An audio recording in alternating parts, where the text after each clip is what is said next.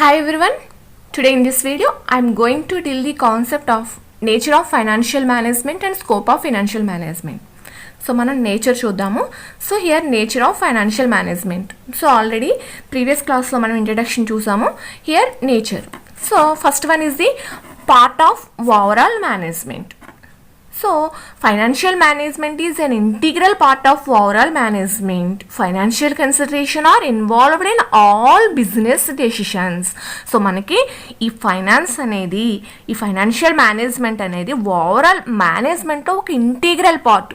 అంటే బిజినెస్లో మనకి ఎటువంటి డెసిషన్స్ తీసుకోవాలన్నా ఈ ఫైనాన్స్ అనేది కన్సిడర్ చేయాల్సి ఉంటుంది. సో ప్రతి డెసిషన్ కూడా ఫైనాన్స్తో ఇన్వాల్వ్ అయి ఉంటుంది కాబట్టి so this is the overall integral part of overall management. And second one is the closely related with other disciplines. Here financial management is not a totally independent area. So అంటే finance అనేది ఒక ఆర్గనైజేషన్లో ఒక independent area అయితే మాత్రం కాదు. ఎందుకంటే the most important of there are accounting and economics, marketing, production, human resource management and the study of quantitative methods also have an impact on the financial management field. So ఒక organisation ఉందంటే so అక్కడ accounting section ఉంటుంది, అలాగే marketing ఉంటుంది, production ఉంటుంది, human resource ఉంటుంది. So ఇవన్నీ కూడా ఒకదాంతో ఒకటి క్లోజ్గా ఈ యొక్క ఫైనాన్షియల్ మేనేజ్మెంట్ క్లోజ్గా రిలేట్ అయి ఉంటాయి. And third one is the continuous process. So after implementation of a new organization, this organization must be managed. So once మనకి ఆర్గనైజేషన్ బిజినెస్ స్టార్ట్ చేసిన తర్వాత సో అది కంపల్సరీ మేనేజ్ చేయాలి. అది సక్సెస్ఫుల్గా రన్ అవ్వాలి అంటే, సర్వైవల్ అవ్వాలి అంటే కనుక సో ఫైనాన్స్ నీడ్ అనేది ఎప్పుడు ఉంటుంది. కాబట్టి this is a continuous process. And fourth one is the different from accounting. So finance is different from accounting. That means finance is the science of planning the distribution of A assets. అంటే finance అంటే ఏంటి? So ఫండ్స్ని ఎలా acquire చేయాలి, ఆ acquire చేసిన ఫండ్స్ని ఎలా ఎఫిషియెంట్గా అలోకేట్ చేయాలి. హియర్ అకౌంటింగ్ అంటే ఏంటంటే సో మనకి ఒక బిజినెస్ స్టార్ట్ చేసామంటే there are so many business transactions. అంటే రా మెటీరియల్ పర్చేస్ చేయడం, cash transactions, credit sales, credit purchases, అలాగే cash receipts, cash payments. So ఇలా చాలా బిజినెస్ ట్రాన్సాక్షన్స్ అనేవి ఉంటాయి. సో అవన్నీ గుర్తుపెట్టుకోవడం ఇంపాసిబుల్. కాబట్టి ఆ ట్రాన్సాక్షన్స్ అన్నీ కూడా బుక్స్లో నోట్ చేయడం జరుగుతుంది. సో ఫస్ట్ ఏంటి, అకౌంటింగ్లో మనకి ఫస్ట్ జర్నల్ ఎంట్రీస్, తర్వాత ledgers, trading profit and loss account and balance sheet, ఇలా మనకి ఒక బుక్స్లో నోట్ చేసి ఫైనల్గా రిపోర్టింగ్ చేయడాన్నే అకౌంటింగ్ అంటారు.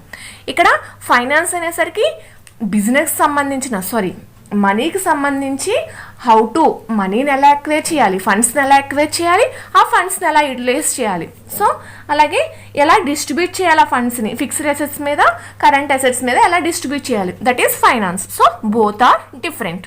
And fifth one is the helpful in decision making. The central focus of the financial management is valuation of the firm. So that is financial decisions are directed at increasing the value of the firm. So మనం ఏ financial decision తీసుకున్నా so దాని main goal ఏంటంటే maximising the firm's value. So optimising or increasing the value of the firm యొక్క వాల్యూని increase చేయడం, increase the wealth, shareholders wealth. Okay. And sixth one is the both science and art. Finance is a science and an art also. So it is a science because it consists of certain basic principles and procedures based on various theories propounded by the financial experts. అంటే కొన్ని theories అనేది use చేయడం జరుగుతుంది కాబట్టి దాన్ని సైన్స్గా చెప్తాం. For example cost of capital theories, capital structure theories, అలాగే it also take the help of various statistical techniques, కొన్ని statistical and mathematical techniques use చేయడం జరుగుతుంది. And also computer technology. So for taking financial decisions like budgeting decisions, investment decisions, capital structure decisions, so ఇవన్నీ use చేస్తాం కాబట్టి ఫైనాన్స్ని science అని చెప్తాం. అలాగే financial management is also an art since the application of human judgment and its skills is also necessary for effective management of finance. So మనం ఫైనాన్స్ని effective మేనేజ్మెంట్లో వెళ్ళాలి అంటే ఆ థియరీస్ ఒకటే ఉంటే సరిపోదు. సో దానికి ఒక స్కిల్స్, ఒక efficient trained financial manager need అయితే ఉంది. సో ఆ మేనేజర్ యొక్క స్కిల్స్ అనేది యూజ్ చేయడం జరుగుతుంది. కాబట్టి finance is both art and science. Okay, and next one is the scope of financial management. The scope of financial management is divided into two broad categories. One is the traditional approach and second one is the modern approach. So the scope of financial function was treated by the traditional approach in the narrow sense of procurement of funds by corporate enterprises to meet their financial needs. So ఈ traditional approach లో only concentrate on narrow సెన్స్లో చూడడం జరిగింది. Only concentrate on procurements of funds, అంటే corporate ఎంటర్ప్రైజెస్కి వారికి financial నీడ్స్కి కావాల్సిన ఫండ్స్ని తెచ్చుకోవడం మీదే concentration చేయడం జరిగింది ఇన్ ట్రెడిషనల్ అప్రోచ్లో. And second one is the modern approach. The modern approach view financial management in a broad sense, that means provide a conceptual and analytical framework for finance function, cover both acquisition of funds as well as their allocation. So ఈ modern అప్రోచ్లో acquisition of funds అంటే ఫండ్స్ని తెచ్చుకోవడం, అలాగే ఆ ఫండ్స్ని బెటర్గా utilise చేయడం. So ఈ విధంగా దీన్ని బ్రాడ్ సెన్స్లో ట్రీట్ చేయడం జరిగింది మోడర్న్ అప్రోచ్లో. So financial management has a wide scope according to doctor SC Saxena. The scope of financial management includes the following 5 A's. Here first one is the anticipation. Here anticipation means financial management estimates the financial needs of the company. So anticipation is nothing but the estimation. So this is, it finds out how much finance is required by the company. Business start చేసాము అంటే దానికి ఎంతవరకు finance, ఎంతవరకు funds కావాలి అనే దాని గురించి estimate చేయడాన్ని మనం here anticipation. And second one is the acquisition. Here acquisition means it collects finance for the company from different sources. అంటే డిఫరెంట్ సోర్సెస్ నుంచి ఫండ్స్ని తీసుకురావడం. డిఫరెంట్ సోర్సెస్ అంటే కార్పొరేట్ ఎంటర్ప్రైజెస్ అయితే ఈక్విటీ షేర్స్ ఇష్యూ చేస్తారు, ప్రిఫరెన్స్ షేర్స్ ఇష్యూ చేస్తారు, debentures issue చేస్తారు. So అలా chief source ఏదైతే మనకి లో కాస్ట్ ఆఫ్ క్యాపిటల్ దగ్గర ఫండ్స్ని తెచ్చుకోవడం జరుగుతుంది. Here third one is the allocation. Here allocation means it uses this collected finance to purchase fixed and current assets for the company. So ఈ acquire చేసిన funds ఏవైతే ఉన్నాయో ఆ ఫండ్స్ని ఎలా యూస్ చేయాలంటే బెటర్గా యూటిలైజ్ చేసుకోగలగాలి. సో బెటర్గా అలోకేట్ చేయగలగాలి. అంటే ఫిక్స్డ్ అసెట్స్కి ఎంత ఖర్చు పెట్టాలి, కరెంట్ అసెట్స్ మీద ఎంత అలోకేట్ చేయాలి అనేది డిసిషన్స్ తీసుకోవడం జరుగుతుంది. Here fourth one is the appropriation. Appropriation is nothing but it divides the companies profits among the share holders, debenture holders extra.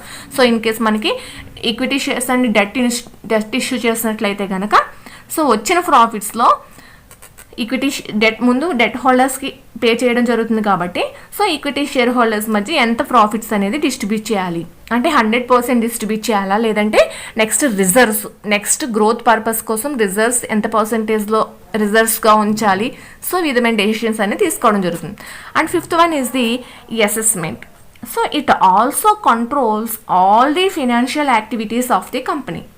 So financial management is the most important functional area of management. So all other functional areas such as production management, marketing management, personal management, so extra, these are all depends on the financial management.